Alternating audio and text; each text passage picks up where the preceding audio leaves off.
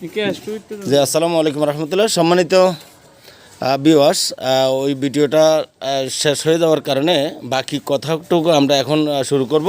তো আমাদের মুজিবনগর জামা মসজিদের সম্মানিত কেশিয়া সাহেবের সাথে একটু আপনাদের সাথে মিট করাই দেবো ইনশাল্লাহ।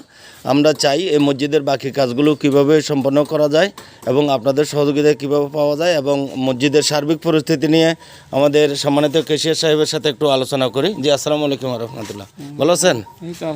আলহামদুলিল্লাহ। মসজিদের কাজটা আলহামদুলিল্লাহ খুব সুন্দর ডিজাইন মনে হচ্ছে, খুব মাশাআল্লাহ আমার কাছে খুব ভালো চমৎকার মনে হচ্ছে। তো আশা করি কাজ অনেকটা এগিয়ে যাচ্ছে। এখন আপনার এই মসজিদের আসলে বাস্তব চিত্রটা কি একটু কি বলবেন? আসসালামু আলাইকুম রহমতুল্লাহ। আসলে আপনারা যারা হিয়াকুম মুজিবনগর এলাকাটা চিনেন, আপনারা সবাই জানেন এই এলাকাটি হতদরিদ্র এলাকা, খুবই দরিদ্র বলতে খুবই দরিদ্র সীমার একদম 0% এলাকা।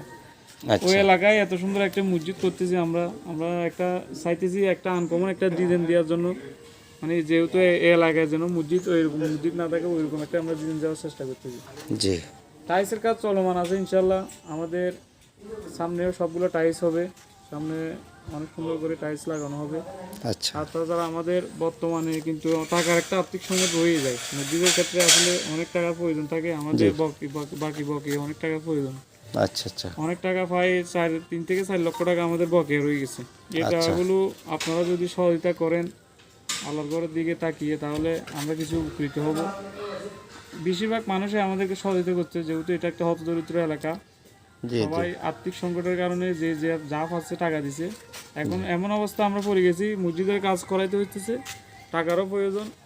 এই জন্য মূলত আসলে কাজটা রানিং রাখার জন্য আমাদের অনেক টাকা প্রয়োজন। সুতরাং যারা ভিডিওটি দেখতেছেন অবশ্যই যদি পারেন আল্লাহর ঘরের দিকে তাকিয়ে হলেও মোটামুটি কিছু আপনার সহযোগিতা করার চেষ্টা করবেন। ধন্যবাদ সবাইকে।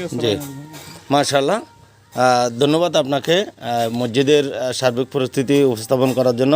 সম্মানিত দর্শকবৃন্দ, যে সমস্ত ভাইরা দেশ এবং বিদেশ থেকে ভিডিওটা দেখবেন, আপনাদের কাছে অনুরোধ থাকবে দয়া করে মসজিদের কাজের জন্য দেখেন রাসূলুল্লাহ সাল্লাল্লাহু আলাইহি ওয়াসাল্লামের একটা হাদিস শরীফ রয়েছে, মাম বানা মসজিদাল লিল্লাহ বানাল্লাহু লাহু বাইতান ফিল জান্নাহ।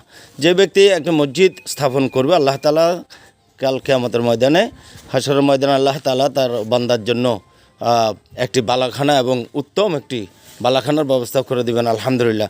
তো আশা করি আপনারা সবাই মসজিদের কাজ বাকি কাজকে সম্পন্ন করার জন্য এবং ঋণ পরিশোধ করার জন্য আপনাদের সকলের সার্বিক সহযোগিতা থাকবে। দেশের এবং বাহিরে যে যেখানে আছেন আপনারা মসজিদের জন্য সার্বিক সহযোগিতা করবেন বলে এই আশা ব্যক্ত করে আজকের মতো এখানে শেষ করছি। আসসালামু আলাইকুম ওয়া রাহমাতুল্লাহি ওয়া বারাকাতুহু।